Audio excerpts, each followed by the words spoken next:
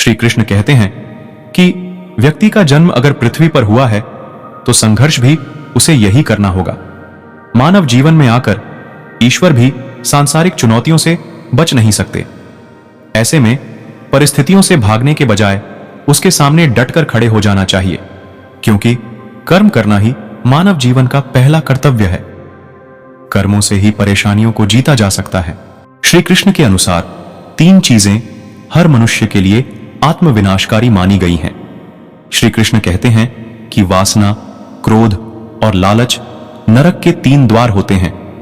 ये तीनों चीजें आत्मविनाशकारी हैं, जो अच्छे से अच्छे मनुष्य का भी सर्वनाश कर देती हैं।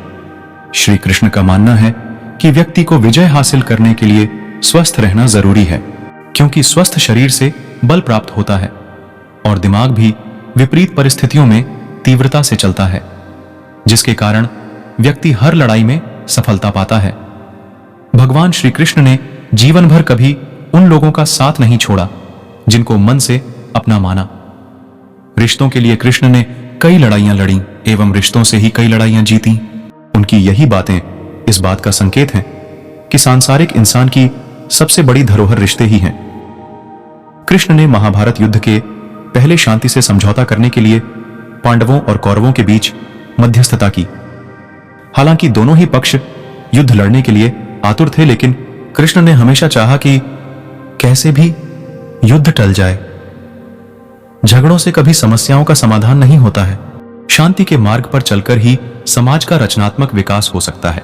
कृष्ण ने समाज की शांति से मन की शांति तक दुनिया को यह समझाया कि कोई भी परेशानी तब तक मिट नहीं सकती जब तक वहां शांति ना हो, फिर चाहे वो समाज हो या हमारा खुद का मन। भगवत गीता के अनुसार केवल कर्म पर ही व्यक्ति का अधिकार है, लेकिन उसका फल कैसा होगा यह कोई नहीं जानता है। इसलिए फल की चिंता किए बिना कर्म करते रहना ही समझदारी का काम है, और इस बात का भी ध्यान रखना चाहिए कि उससे अधिक लगाव ना हो।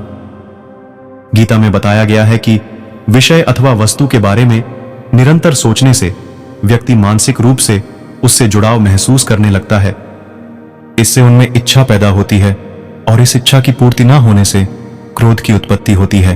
इसलिए व्यक्ति को किसी से इतना जुड़ाव नहीं रखना चाहिए जिसके कारण वह स्वयं पर काबू ही ना रख पाए। श्री कृष्ण बता रहे हैं कि चिंता से दुख की उत्पत्ति होती है और किसी अन्य कारणों से नहीं। इसलिए जो व्यक्ति चिंता से दूर रहता है वह सुखी, शांत और सभी इच्छाओं से मुक्त रहता है। इसलिए चिंता को कभी भी अपने ऊपर हावी न होने दें, क्योंकि इससे केवल दुख की प्राप्ति होती है। जो व्यक्ति मान अथवा अपमान में एक समान व्यवहार करता है, जो मित्र और प्रतिपक्ष में रहते हुए भी समान रूप से कार्य करता है, जो किसी प्रकार के अभिमान से रहित है, उसे श्रेष्ठ अथवा गुणवान व्यक्ति माना जाता है। इसलिए किसी भी परिस्थिति में अपना व्यवहार और संयम नहीं खोना चाहिए। श्री कृष्ण कहते हैं कि कोई व्यक्ति जन्म से नहीं बल्कि अपने कर्मों से महान बनता है। अगर आपने कोई काम बिना किसी लोभ या लालच के किया है तो उसका फल आपको जरूर मिलता है। अगर आप किसी की बुराई करते हैं तो यह आपका विनाश का कारण बनता है। निर्णय लेते समय न ज्यादा खुश हो न ज्यादा दुखी हो। ये दोनों परिस्थितियां आपको सही निर्णय लेने नहीं देती। जो होने वाला है वो होकर ही रहता है, और जो नहीं होने वाला वह कभी नहीं होता। ऐसा निश्चय जिनकी बुद्धि में होता है उन्हें चिंता कभी नहीं सताती है। गीता में कहा गया है, कोई भी अपने कर्म से भाग नहीं सकता, कर्म का फल तो भुगतना ही पड़ता है। अच्छी नीयत से किया गया काम कभी व्यर्थ नहीं जाता और उसका फल आपको जरूर मिलता है। बुराई बड़ी हो या छोटी हमेशा विनाश का कारण बनती है, क्योंकि नाव में छेद छोटा हो या बड़ा नाव को डुबा ही देता है।